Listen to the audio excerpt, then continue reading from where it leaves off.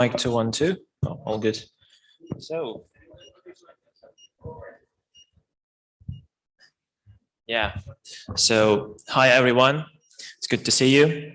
I can see some of you still eating. So, bon appetit. Yeah, enjoy. So, my name is Dmitry. I'm the venture capital investment manager at Qtum Foundation. And today I'm going to be talking about the GameFi challenges on layer 1 versus layer 2 scaling solutions, and more specifically going to talk about the key fundamental elements to unlock the volume. So let's start. Which one you press? Green. Awesome. Nope. Yeah, this one. Oh. So I'm going to start with the actual challenges, and without actually digging into the technical complexities, because that would take another 2 hours of our time, and we cannot afford it. But anyway, that's the topic of another debate. So when looking at existing layer 1 solutions out there, there is in fact a very limited number of chains where you can have this impressive transaction throughput, right? So we all remember CryptoKitties. That was like a bottleneck experience for the Ethereum network back then. And that caused the price of gas fees to skyrocket, which basically created this environment in which you see no point in actually scaling this adventure anymore. So this kind of CryptoKitties adventure at that point halted. And this is where we have layer 2 solutions coming and saving us, because they offer one of the optimal throughput solutions out there. From the economic standpoint, layer 2 solutions is currently the most feasible solution for the GameFi infrastructure. And an example would be famous X Infinity. That's the one mentioned multiple times on this conference. So the thing about the X Infinity is that it's layer 2 solution built on their own Ethereum sidechain known as Ronin. So that's the thing designed by the SkyMavis, the company behind the X Infinity. And not just that, recently they announced the launch of their own DEX. It's the first decentralized exchange known as Katana on the Ronin sidechain. So basically what they are doing is incentivizing the community and providing them with more utilities so that they can further explore the money Legos in the crypto space. So kind of connecting GameFi with the DeFi, and that's like the game changer there.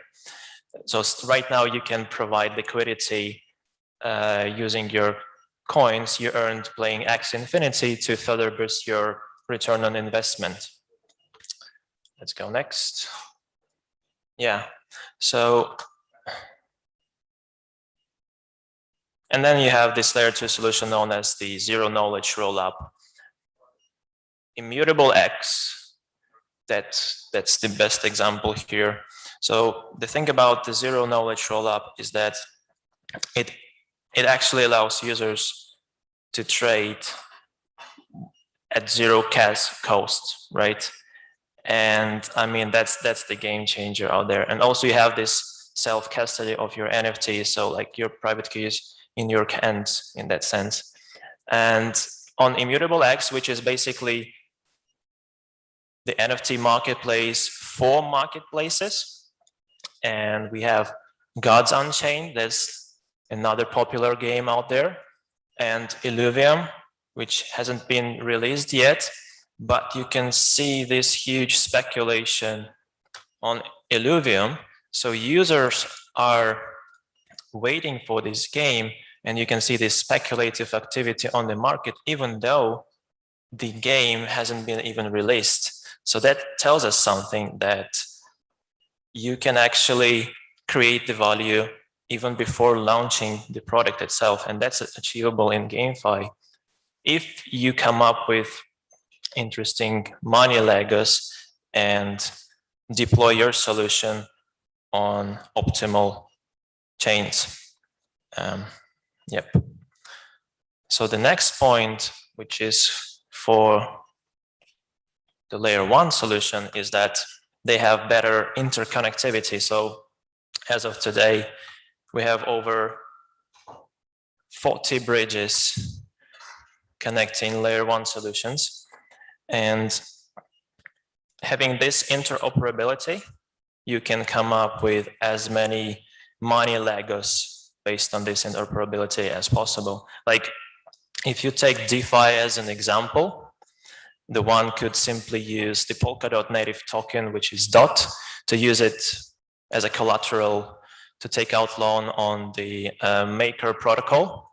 So you take DAI as a loan, and then you use this DAI to participate in some yield generating strategies on the Terra chain, for example.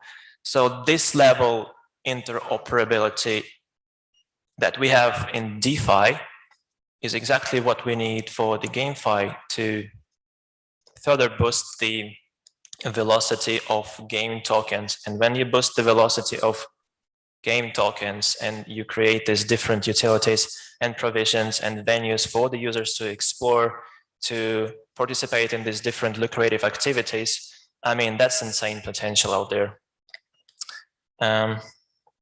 But now let's talk about the fundamental elements. So at Qtum Ventures, we came up with 6 elements. It's kind of a part of our fundamental due diligence. So how to basically unlock the value for your game token and also for the game hubs. So you can have game hubs in crypto space the same way you have PlayStation Network, for example, or the Zynga, that's like social game development company in the US. But let's start with the DAO framework. So what this thing stands for is basically by implementing the DAO layer into your gaming solution, you basically reward your top contributors. And it's like a sandbox, right? And it initially needs to be semi-centralized, in my opinion, because you need to nurture the community and you need to navigate it until it matures so that it exists pretty much on its own. And well, in my opinion, one great example would be Synthetics protocol. So they have this DAO infrastructure, which I think is like the one we should use as an example when it comes to the DAO infrastructures.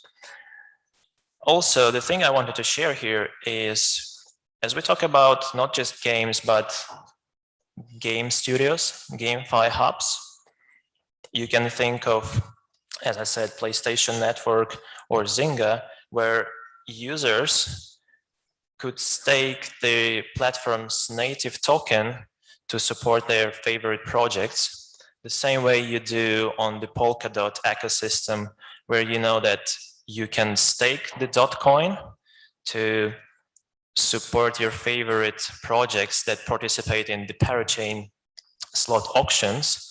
And by supporting them, you actually get these rewards as an earlier follow-up supporter. So that's something, I mean, if we implement even some minor elements of this thing we have on the Polkadot ecosystem, it's going to be a game changer in the GameFi. So we really monitor for the projects that come up with this kind of solutions out there to boost the velocity of their native platform token. The second point is cross-game transfers. So at Qtum, we strongly believe in shared economies. Basically, an example would be you obtain unique asset in game X, and you know that using this asset, you can exchange it for another asset on game 2. So if before that you wanted to try the second game, but you were thinking like, okay, I'd rather start the second game with some kind of user user experience boost. And I know that if I can, get this item in the game I'm good at and exchange it for another valuable asset out there in the second game, well, this creates the cross-game transferability, which further boosts not just the token of the game X, but also the velocity of the game Y. And basically, when we have this hub where you have different games interconnected via the NFT marketplace, I mean, that's a huge potential out there. So now let's talk about the money Legos. That's the word I like. And yeah, think about the money Legos is that in crypto games, you can monetize the time people spend playing games, right? So basically you make them feel like they are not actually wasting time, which is very important because that way you incentivize them to create different job activities out there. So if you take Asian market as an example, I mean, we have many kids making money just playing for somebody. So literally there are people that pay you money so that you play for them because they want you to achieve, to unlock all of these achievements in game so that you have this full ammunition and then you can encounter the final boss in the game. So for some people who have money, they are willing to pay for your time. So that's something we can monetize in the GameFi. And also, if you heard of the thing as the NFT-baked loans, so it's something we are building now in crypto space. You can use your NFT as a collateral to take out loan, let's say in Ethereum. And imagine this thing that you use this Ethereum to kind of participate in liquidity mining on Tulip Garden, which is the farm based on Solana, where you have things like vaults and leveraged liquidity mining. So I mean, that's a huge spectrum out there. Matching system. This is more like an internal feature that I think should be present in games. It's like, if we talk about the competitive games, it is important to provide equal opportunities, right? Because with this proper matching system, by implementing ranking and scoring systems, you can segregate users based on their experience. So there is no way that newbie encounters a professional gamer, because we know if you encounter a professional gamer who has a better ammunition, for example, better NFTs, whatever, he's gonna beat you all the time, which is not entertaining for you anymore, right? So that's why it's really important to make sure that in games we have these equal opportunities. Educational elements, well, that's for sure something we need to have in games, in game hubs. It's all about the interactive guides that basically navigate you through the game and showcase all elements of the game users need to be aware of in order to unlock this early potential so that you could come up with the best strategy to play with at start. And then the entry barrier, like for Axie Infinity, for example, if you know that you need to have free access to get started, and I just checked the price. So you need to have free access and it's around $200 in total. So it can be a big sum of money for some players, for example. And of course, there are some ways on Axie Infinity to kind of still get this free access for free, but that's a different story. That's a complex part of Axie Infinity. That's why, I mean, Axie Infinity is doing just great. It's just that this entry barrier, it's a bottleneck at some point. So I do believe that this is where other games can compete by implementing this low entry barrier infrastructure, like at zero cost or even providing some early incentives. Yeah, well, basically these are the 6 elements, fundamental elements. Ideally, each game or game studio should implement all of these elements, but well, we don't live in the ideal world. So this is like the spectrum you can play with to choose these elements and to play with. Like we have in the blockchain, this thing known as trilemma. This is going to be a 6 lemma, whatever. So yeah, let me check if I have another slide here. So yeah, I forgot to put the thank you slide, but thanks a lot for your attention. I never take your time for granted. So thanks for coming. And yeah, if you have some questions, just feel free to come. And we have Carl here. He's our technical expert. So any question, feel free to ask. Thank you. Yeah, Carl.